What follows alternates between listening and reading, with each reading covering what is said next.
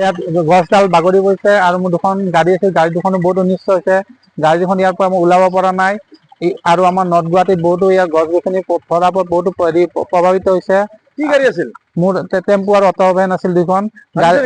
গাড়ী দুখন গোটেই ভাঙি গৈছে। এতিয়া মই কি কৰো কি নকৰো মোৰ উপায় নোহোৱা বিহীন হৈছে।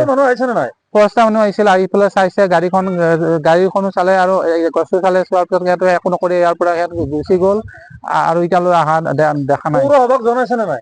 পৌৰসভাত আমি এতিয়া জনাই আছো, কিন্তু তাৰ পৰা আমি এতিয়া সুবিধা পোৱা নাই ইয়াৰ